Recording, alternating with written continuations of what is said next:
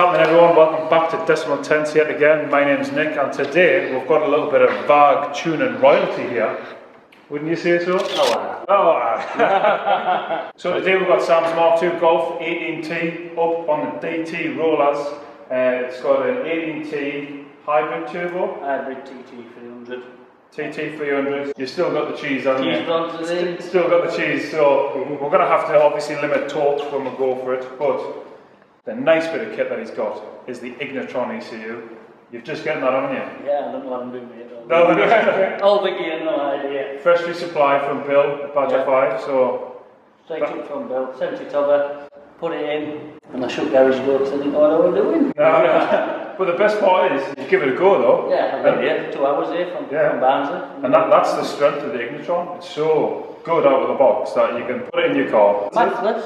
Mathless tune. Mathless, I'm a proper tuner now. Sam knows these cars inside out because you do VAG conversions, don't you? So. My missus sees this shit.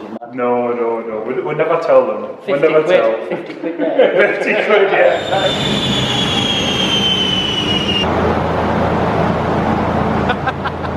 So first things first, good thing about the Ignitron is that you get the sensor overview, making sure the RPMs match up, make sure the lambda matches what I'm seeing on the dyno, making sure that the engine coolant temperature's right up to temperature and it's not overheating or anything like that.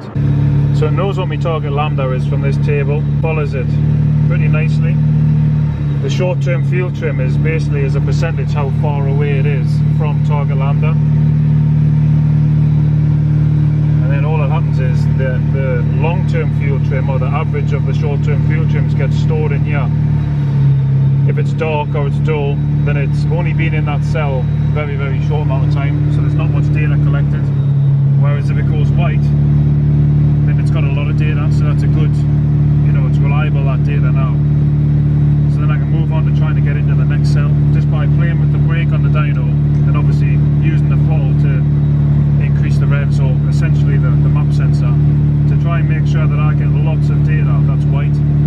Low RPM table here is actually quite hard because you'll essentially never really get there on the road. To be at less than 100 kPa on the road at less than idle speed, really I'm trying to put the engine under vacuum, it's going to want to stall. It's as simple as that, but I use the rollers to then keep that engine going. The only thing is, to do that, it puts a lot of load on the engine, which means that, as you've just seen, the engine coolant temperature starts to creep up a little bit. So all we do is I just take the brake off, take the load off the engine, let the engine coolant temperature come back down to where it should be, and then we just go for it again, get the fueling spot on.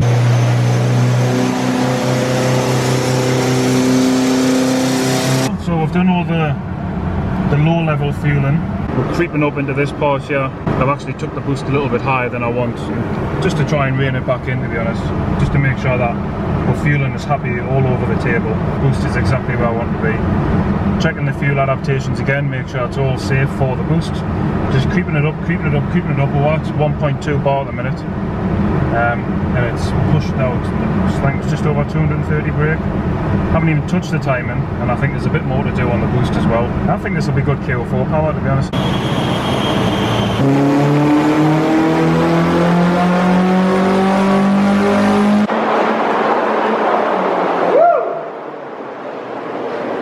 It's not bad, is it? Working there, okay?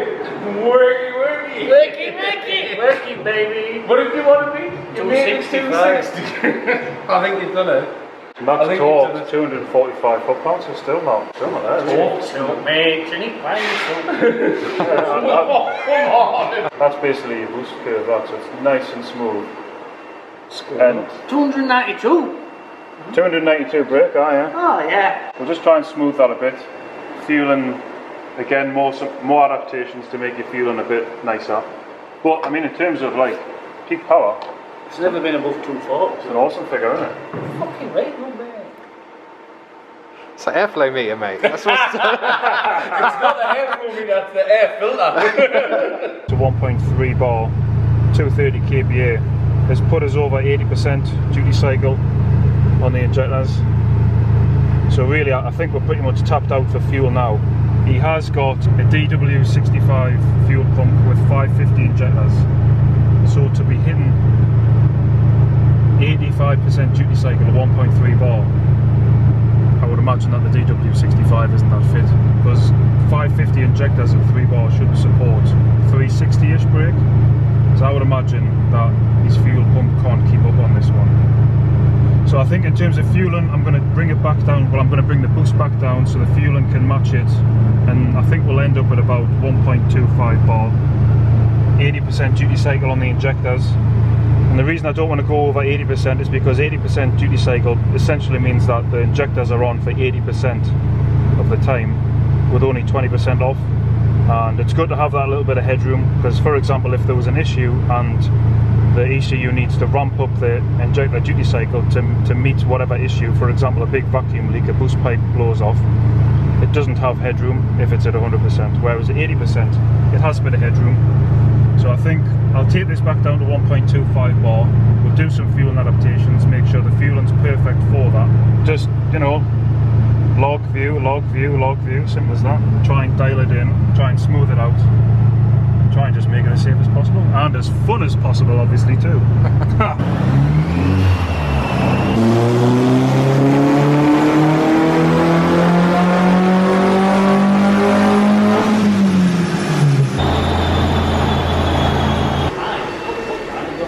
Right, I'm happy with that. I think we're pretty much at the end of this one. I've capped boost at 1.25 bar because that's essentially all my fueling can support. Injector duty cycle about 80%, which is nice. Boost control is nice and solid, and it feels really good. I've adapted the fuel to bits, so I'm really happy that the fueling's good. The boost control is bang on, and the timing, I've advanced the timing, hit me knock retard, brought it back a little bit. And I think that the aim for this car is that it's, because it's a track car, I want it to be nice and safe. So air intake temperatures nice and low, like below 30 degrees. Fueling safe, boost safe, and eventually Sam will get a fuel pump and we'll be able to push it that little bit further. So that'll be a little bit of a torque monster on the road for a Mark II Golf. And the best part is the power's nice and linear, which means that when you take it on track, it should, you'll not get that wheel spin all over the place. It should just come in nice and progressively and basically make for a really nice car, I think. I just need to get out and take it on the road and see how it goes. Yeah. I had to go on track with people driving me car. No way, fuck that, man. It's scary, that, isn't it? Fucking, it's bad, sat in passenger seat. Mate, I haven't even been on the fucking 4K for about 6 months. Is it not? No. Oh, well, you'll have a nice fun drive for it. Yeah. Fucking hell, that feels different. I would hope so. Fuck me, my heart's fucking, my stomach's sinking in, mate.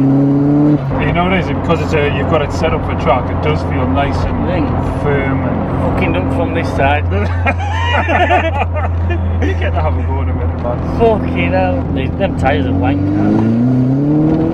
fucking hell, fire. Right.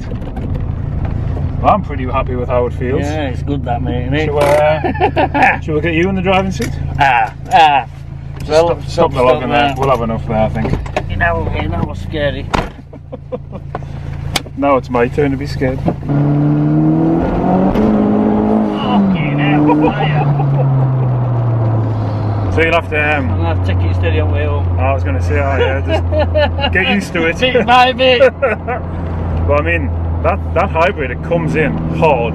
Well, all I've read is it spools up like fuck. Yeah, you can see that on the graphics there, Cliff. Yeah. And to be fair, if that's a little bit too much, we could always just take some of that out and smooth it. You don't get too much. Nah. You don't want that negativity. Yeah.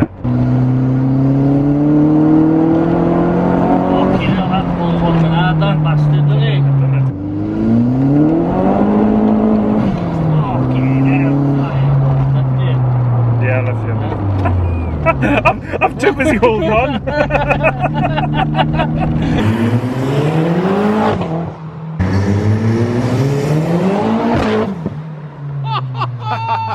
So yeah, final figure, 276 brake horsepower, loads of area under the curve, and for my part, trying to keep it as safe as possible. Because you're going to track this, aren't you?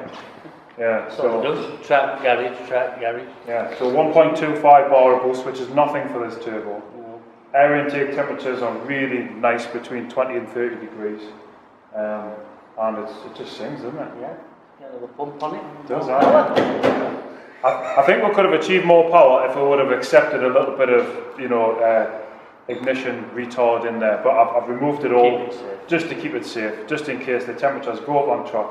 You've got that loads of headroom. Play, Yeah. That's the best. And obviously the next bit is that you get a fuel pump, and then we turn it up a bit. You get well, that's some proper fuel. Yeah. But obviously you've got that forged motor going as well. Sam's built the forged engine for this. So forged motor, double motor, that turbo, back up here.